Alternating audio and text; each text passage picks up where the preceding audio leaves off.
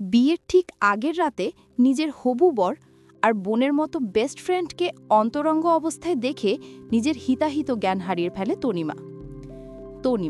তনিমা নামের অর্থ সৌন্দর্য, আর তনিমাকে দেখলেই তার নামের সার্থকতা এবং তার ব্যবহার ও শারীরিক সৌন্দর্য প্রকাশ পায়। পেশায় মডেল হওয়ায় তার জিরো সাইজ ফিগার খুবই আকর্ষণীয়।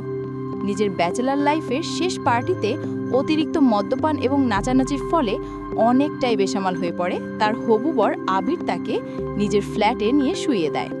ঘণ্টাখানেক পর কিছু অদ্ভুত শব্দে ঘুম ভেঙে যায় তনিমার। পিটপিট করে চোখ মেলে সে ডিম লাইটের আলোতে নিজেকে আবিরের ফ্ল্যাটে আবিষ্কার করে। আবিরের কেয়ার দেখে নিজের মনে হেসে ওঠে, কিন্তু পরক্ষণেই যেটা দেখলো সেটা তার মন মানতে চায় না। দাঁড়াও বন্ধুরা, ভিডিওর মজায় যাওয়ার আগে ভিডিওতে একটি লাইক দিয়ে চ্যানেলটি সাবস্ক্রাইব করে বেল আইকন অন করে রাখো, যাতে সবার আগে আমাদের ভিডিও তোমার কাছে চলে যায়। চলুন এবার গল্পে ফিরে আসি। এটা কি সেই আবির যাকে ভালোবেসে তিলে তিলে গড়ে তোলা মডেল হওয়ার স্বপ্নকে মেরে ফেলেছিল?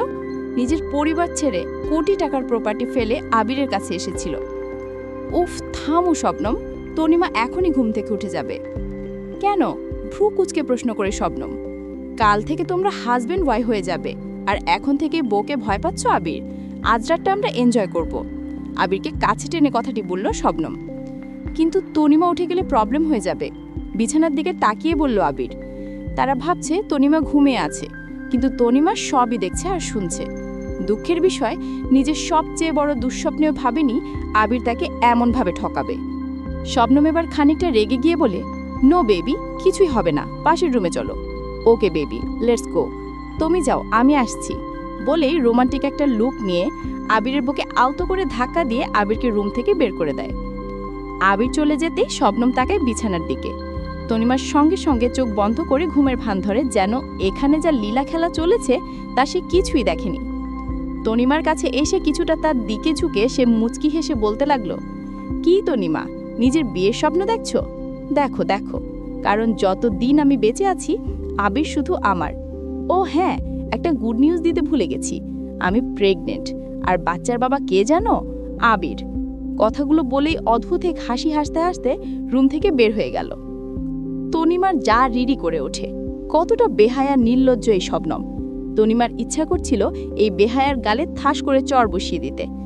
3 বছর আগে কলকাতার নামী মডেল ছিল তনিমা।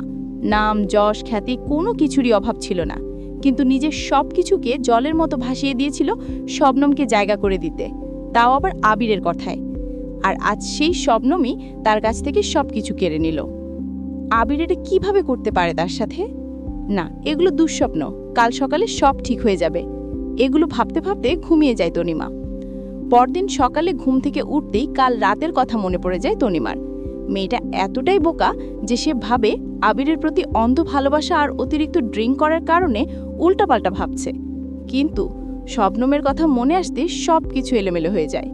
বিছানা ছেড়ে গোসল করে ম্যারেজ রেজিস্ট্রি অফিসে যাওয়ার জন্য তৈরি হতে লাগলো সে। এদিকে সারা রাত শবনমের সাথে কাটিয়ে ম্যারেজ রেজিস্ট্রি অফিসে যাওয়ার জন্য রেডি হয়ে তনিমার রুমে আসে আবির। ভাবখানা এমন যেন কিছুই হয়নি। গুড মর্নিং মাই লাভ, লাল বেনারসিতে তোমাকে যা লাগছে, উফ, ইচ্ছে করছে এখনই বিয়ে করে ফেলি। তাড়াতাড়ি করো, আমাদের যেতে হবে। আবির যতই নাটকীয়ভাবে কথাগুলো বলুক, তনিমা আজ বুঝতে পারছে কতটা বেপরোয়াভাবে মিথ্যা বলতে পারে এই আবির।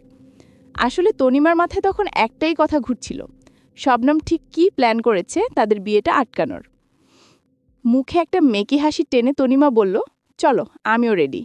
গাড়িতে উঠে আর কোনো কথা হলো না তাদের।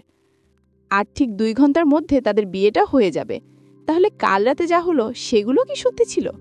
তনিমা ফুল কনফিউজড। রেজিস্ট্রি অফিসের সামনে আসতেই আবিরের ফোনে একটা কল আসে। আবির ফোনটা তুললে ওপাশ থেকে মেলি কণ্ঠে কাঁদো কাঁদো স্বরে বলে ওঠে, আবির, আমি বাথরুমে পড়ে গেছি, উঠে দাঁড়াতেও পাচ্ছি না, প্লিজ তুমি তাড়াতাড়ি আসো।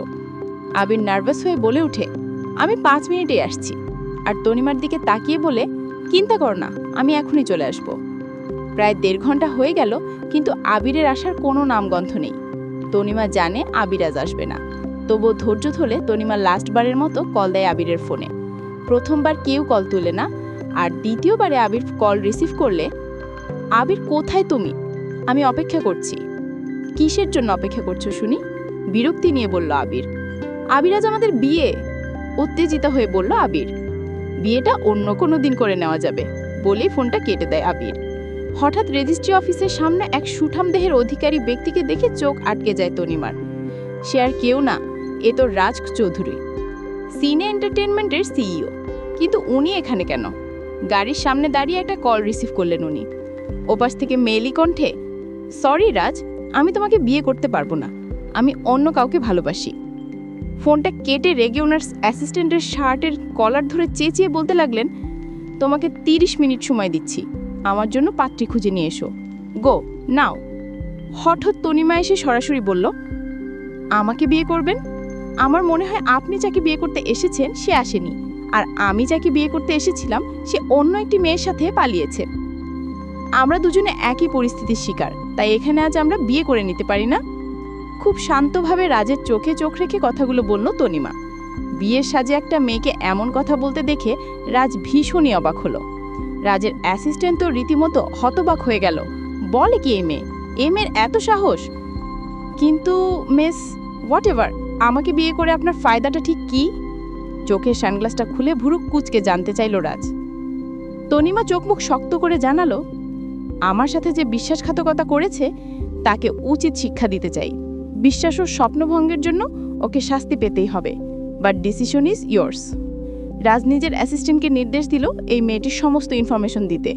গুগলে তনিমার নাম লিখে সার্চ দিতেই তার সমস্ত তথ্য চলে এলো। কয়েক সেকেন্ড ইনফরমেশনগুলো দেখে রাজের চল শক্ত হয়ে এলো। সেখানে তনিমার 3 বছর আগের সমস্ত তথ্যই ছিল। আর তনিমার ক্যারিয়ার নষ্ট হওয়ার পিছনে কারণ হিসেবে লেখা ছিল পরি এন্টারটেনমেন্টের সিইও আবির আহমেদের সঙ্গে অনৈতিক সম্পর্কের কথা। মূলত এটি দেখে রাজের চোয়াল শক্ত হয়ে এলো। খুব শান্তভাবে ট্যাপটি অ্যাসিস্ট্যান্টের হাতে দিয়ে রাজ তনিমাকে বলল, আপনাদের মধ্যে চিপ 3rd ক্লাস মডেলরা নিজেদের কি মনে করেন বলুন তো? আসলে আপনাদের মতো মডেলের জন্যই আমাদের এন্টারটেনমেন্ট ইন্ডাস্ট্রির আজ এই অবস্থা। নিজেদের রূপ দিয়ে কোটিপতি ছেলেদের মাথা নষ্ট করে দেন।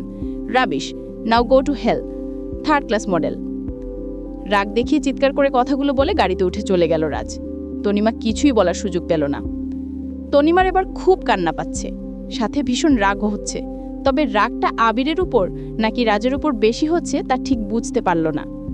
নিজের ভালোবাসাকে তো নিজের করে পেলই না, তার উপর সেই ভালোবাসার জন্য নিজের রূপটা হারালো। নিজের পরিবার, সম্মান, ক্যারিয়ার সবটা হারালো। তনিমা ভাবল, না, এভাবে হেরে গেলে চলবে না। আবিরকে তার বিশ্বাসঘাতকতার শাস্তি পেতে হবে। নিজের হারানোর সম্মান সবটাই আবার অর্জন করবে সে প্রমাণ করে দিবে তনিমারা কখনো হারিয়ে যায় না। নিজেকে কোনো রকম সামলে ট্যাক্সি নিয়ে বাড়ি ফিরল সে। এই সময় তার সবচেয়ে বেশি প্রয়োজন অন্বেষার। অন্বেষা হলো তনিমার ম্যানেজার, তার চেয়েও বড় পরিচয় হলো তার খুব ভালো ফ্রেন্ড। হঠাৎ বাড়িতে ডাকলেন, কোনো সমস্যা হয়েছে কি তনিমা? তনিমা নুসপ্রাণ গলায় উত্তর দিল, আমি আবির আর শবনমকে তাদের প্রতারণার শাস্তি দিতে চাই।